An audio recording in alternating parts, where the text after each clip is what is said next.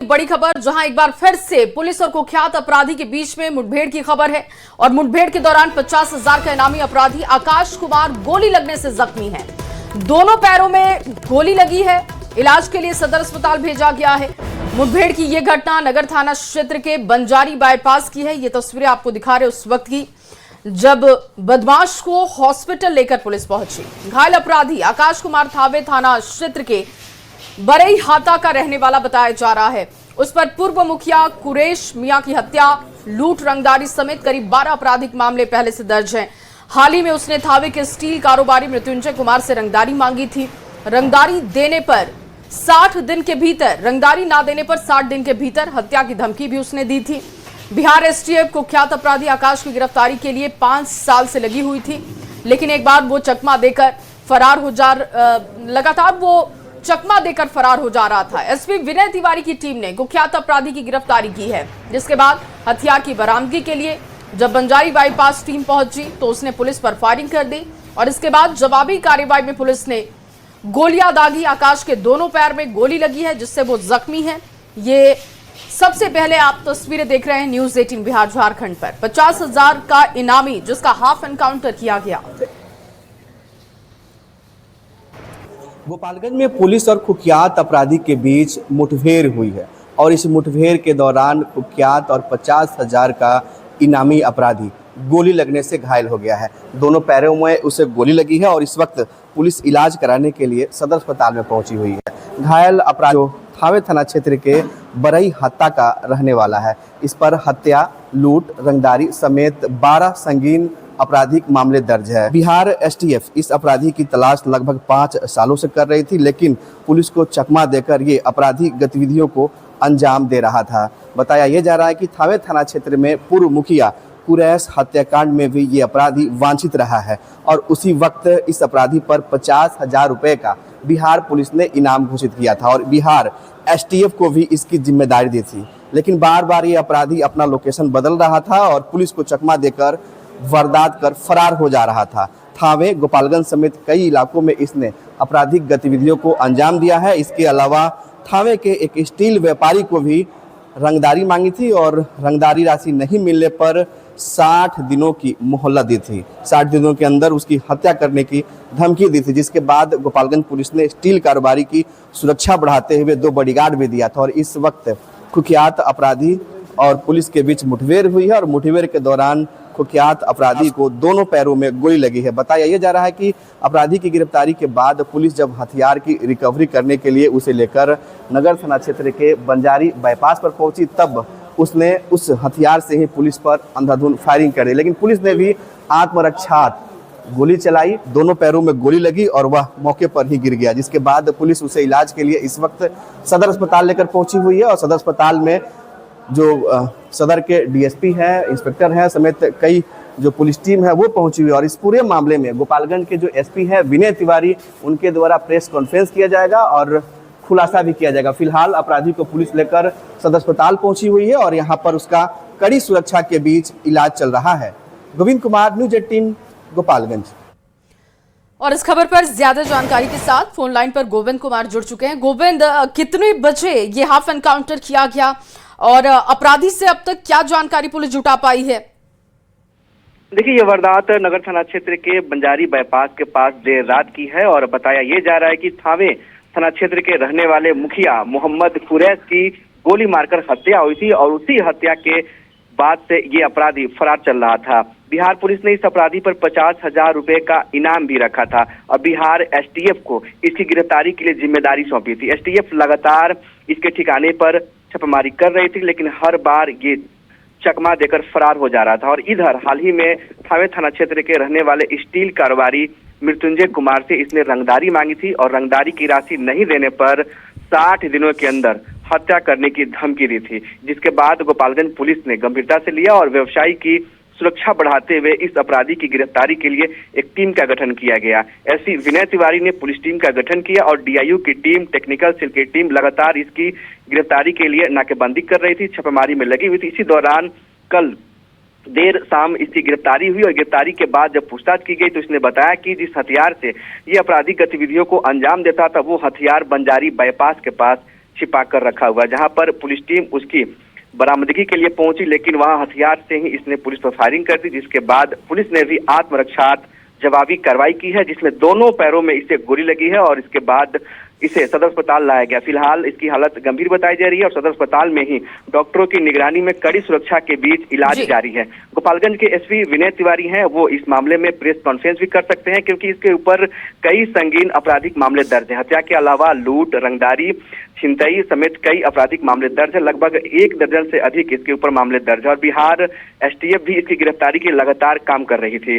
देखना होगा कि इस बिल्कुल एक बड़ी सफलता के तौर पर इसे देख सकते हैं। गोविंद, बहुत शुक्रिया फिलहाल तमाम जानकारी के लिए। जमुई में सुरक्षा बलों को बड़ी सफलता मिली है, जहां चरका पत्थर थाना इलाके में धमनी जंगल में एसएसबी और पुलिस ने सर्च अभियान चलाया है। इस दौरान पहाड़ की चट्टानों के पीछे छुपा कर रखे गए हथियार और विस्फोटक सामान बरामद किए गए हैं। खोजी कुत्तों की मदद से किए गए इस ऑपरेशन में एक मास्किट, एक देसी कट्टा, 4 डेटोनेटर और 5 जिलेटिन को बरामद किया गया है। वही हथियार और विस्फोटक मिलने की सूचना के बाद इलाके में हड़कंप। और चलिए आगे बढ़ते हुए आपके सामने एक और बड़ी खबर रखते हैं। पटना से ये बड़ी खबर, गिरफ्तार ठेकेदार ऋषु श्री को लेकर खुलासा किया गया है। और ऋषु श्री ने बनाया हुआ था मिली भगत का सिस्टम, काली कमाई को बनाया जाता था यहां पर सफेद, और सरकारी टेंडर्स को कमीशन के बल पर मैनेज किया जा रहा था। एफआईआर के अनुसार मनचाही कंपनी को टेंडर दिलाता था ये। ऋषु श्री अपनी कंपनी को उप ठेकेदार के रूप में नियुक्त कर लेता था। समय समय पर ये बिल चढ़ाकर भेजता था ताकि कमीशन और रिश्वत की रकम नियमित व्यावसायिक लेन देन में मिल जाए। वो अफसरों को रिश्वत की राशि नकद में देता था, निवेश की भी व्यवस्था करता था।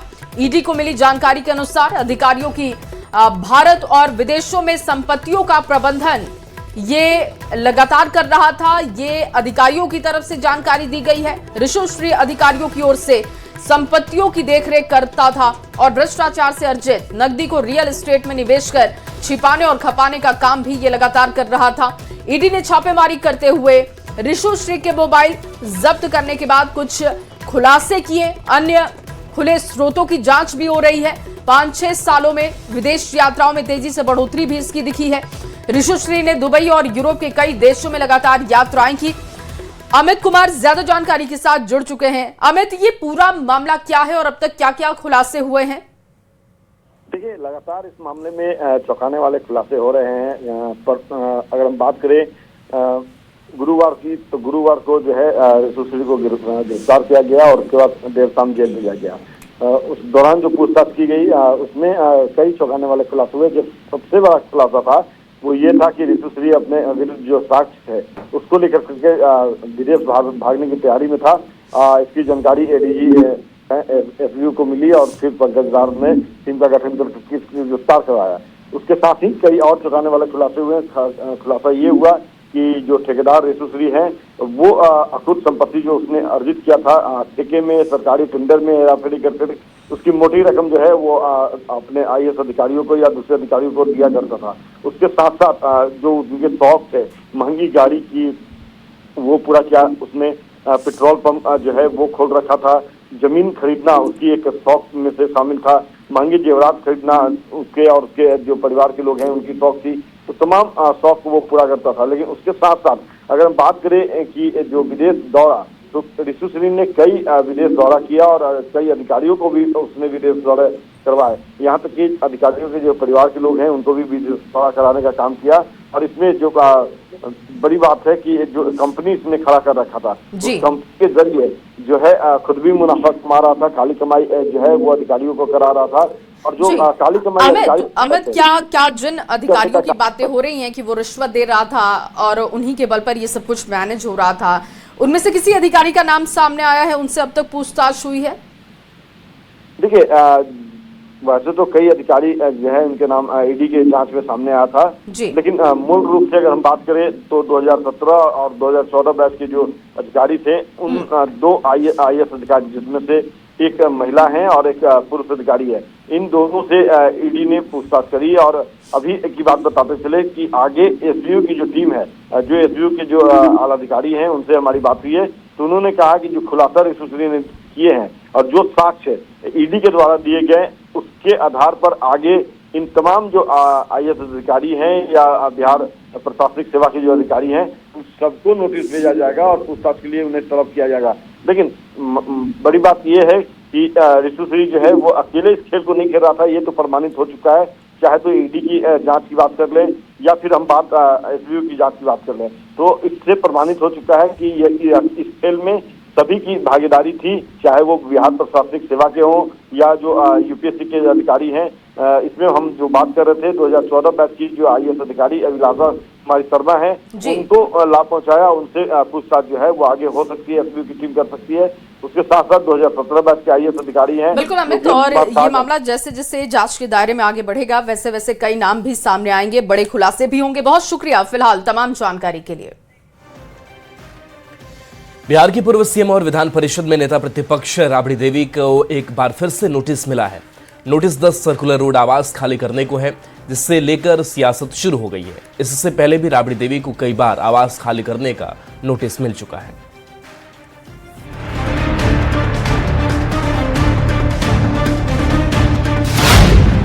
दस सर्कुलर रूट से राबड़ी की विदाई, मंत्री नंद किशोर राम को मिला बंगला। राबड़ी का नया पता 39 हार्डिंग रोड। बिहार की राजनीति में हमेशा से चर्चा में रहने वाला 10 सर्कुलर रोड एक बार फिर से सुर्खियों में है। लंबे समय तक राबड़ी देवी के पास रहा यह आवास अब मंत्री नंद किशोर राम को आवंटित कर दिया गया है। भवन निर्माण विभाग ने इसका आधिकारिक आदेश जारी कर दिया है। साथ ही विभाग ने राबड़ी देवी को आवास खाली करने का नोटिस दिया है। 10 सर्कुलर रोड की जगह राबड़ी देवी को 39 हार्डिंग रोड आवास आवंटित किए गए हैं।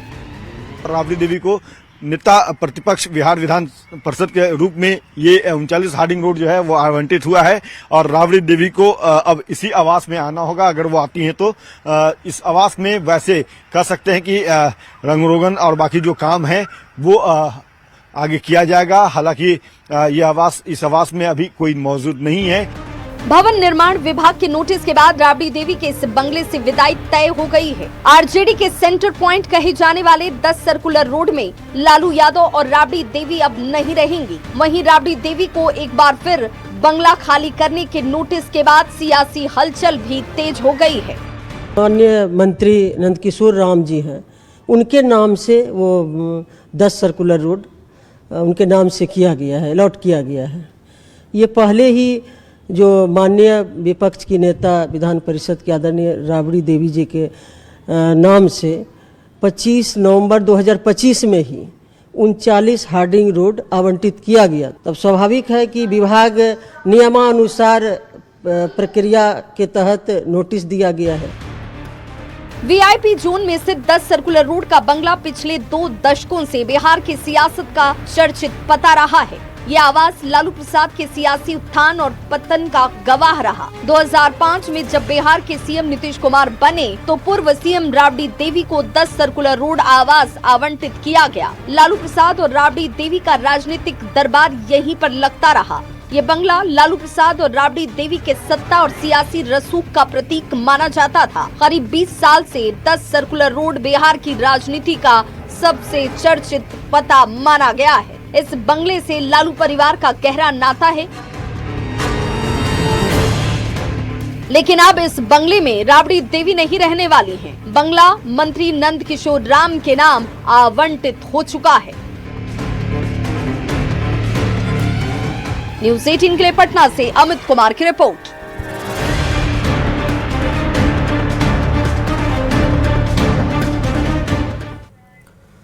तो राबड़ी देवी को आवास खाली करने के नोटिस के बाद सियासत गर्मा गई है। विपक्ष ने इसे बदले की भावना की कार्रवाई बताया तो NDA ने कहा कि कानून के तहत सबको चलना होगा, राबड़ी देवी को आवास खाली कर देना चाहिए।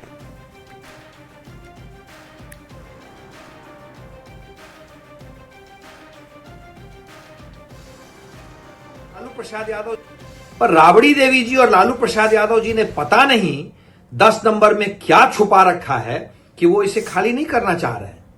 राबड़ी जी, मेरा आपसे विनम्र निवेदन है, ये 2005 के पहले वाला बिहार नहीं है कि लालू जी के परिवार ने जो सोच लिया मुखे कानून हो गया। अब ये नया बिहार है ये एनडीए के नेतृत्व वाला बिहार है, सम्राट चौधरी के नेतृत्व वाला बिहार है। यहां चीजें कानून से ही चलती हैं।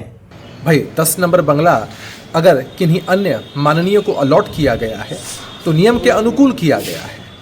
अब लालू परिवार के जो भी सदस्य अगर उस बंगले को अपनी निजी जागीर समझते हैं तो ये उनकी गलती है, वे गलत फहमी में रह रहे हैं।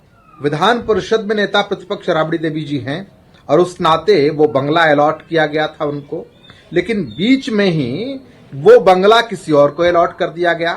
तो खास तौर से ये साफ जाहिर है कि विपक्षी दल के नेताओं को भारतीय जनता पार्टी की सरकार परेशान कर रही है।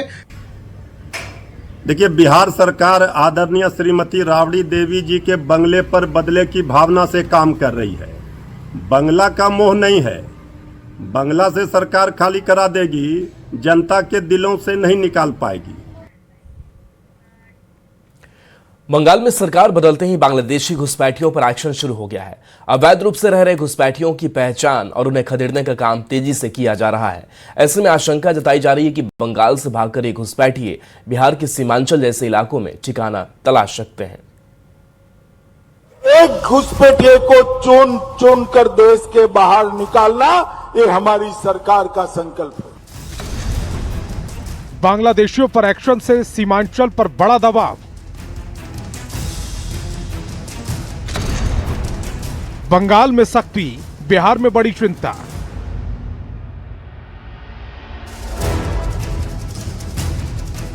बांग्लादेशी घुसपैठ का मुद्दा एक बार फिर बिहार के सीमांचल में सियासत और सुरक्षा दोनों के केंद्र में है। पश्चिम बंगाल में चल रही सख्ती के बाद अब पूर्णिया, कटिहार, किशनगंज और अररिया जैसे सीमावर्ती जिलों में हलचल तेज हो गई है। आशंका है कि पश्चिम बंगाल से खदेड़े जा रहे घुसपैठिए सीमांचल का रुख कर सकते हैं, जिससे डेमोग्राफी, संसाधनों और सुरक्षा पर बड़ा असर पड़ सकता है। वहीं राजनीतिक दल भी इस मुद्दे पर आमने सामने हैं। विपक्ष का कहना है कि सरकार को घुसपैठियों की पहचान कर ठोस कार्रवाई करनी चाहिए और आंकड़े सार्वजनिक करने चाहिए। 14-12 बरस से केंद्र में आपकी सरकार है, तो आप चिन्हित भी नहीं कर पाए कि कितने घुसपैठी जो है अभी तक जो है इंडिया में प्रवेश किन किन राज्यों में किए हैं, इसका चिन्हित आप किए हैं? आज तक संख्या जानते हैं? कटिहार, जो बंगाल और बांग्लादेश से रेल कनेक्टिविटी के जरिए जुड़ा है, संवेदनशील जोन माना जाता है। यहाँ के लोगों में डर है कि अगर बंगाल में सख्ती बढ़ी तो घुसपैठिए चोरी छिपे इस रास्ते सीमांचल में दाखिल हो सकते हैं। अररिया के सीमावर्ती गांव में भी इस मुद्दे की गूंज है, जहां पहले बांग्लादेशी नागरिकों के छिपे रहने और पहचान छिपाने के मामले सामने आ चुके हैं। ग्रामीणों का कहना है कि अगर अभी सख्ती नहीं की गई तो स्थिति और गंभीर हो सकती है। हालांकि प्रशासन फिलहाल सतर्क है और अधिकारियों का कहना है कि अभी कोई विशेष निर्देश नहीं मिला है, लेकिन सभी गतिविधियों पर नजर रखी जा रही है। वैसे केंद्रीय गृह मंत्री अमित शाह पहले ही कह चुके हैं, घुसपैठियों को चुन चुन कर भगाएंगे। भारत सरकार ने ये तय किया है कि हम न केवल घुसपैठ को रोकेंगे, एक एक घुसपैठिए को चुन चुन कर देश के बाहर निकालेंगे। जिस तरह से घुसपैठियों पर एक्शन शुरू हुआ है, उससे साफ है इनकी पहचान होगी और इन्हें वापस भेजा जाएगा। न्यूज 18 के लिए पूर्णिया से कुमार प्रवीण और कटिहार से सुब्रत के साथ अररिया से सतीश कुमार मिश्रा की रिपोर्ट।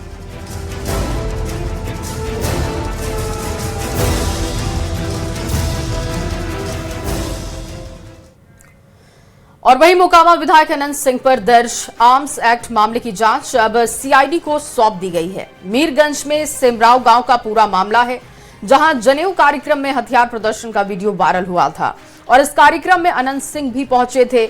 आज आपको बता दें कि इस मामले को लेकर जमानत याचिका पर सुनवाई होनी है। देखते हैं ये रिपोर्ट। वायरल वीडियो ने बढ़ाई अनंत सिंह की टेंशन। अब सीआईडी करेगी हथियार प्रदर्शन का इंस्पेक्शन। 2-3 मई की ये वायरल तस्वीरें एक बार फिर से चर्चा में है। चर्चा इसलिए कि इन तस्वीरों के वायरल होने के बाद मोकामा विधायक अनंत सिंह पर आर्म्स एक्ट का मामला दर्ज हुआ था। सरकार ने अब इस मामले की जांच सीआईडी को सौंप दी है। पुलिस सूत्रों से मिली जानकारी के मुताबिक गोपालगंज पुलिस ने बिहार सीआईडी को केस ट्रांसफर भी कर दिया है।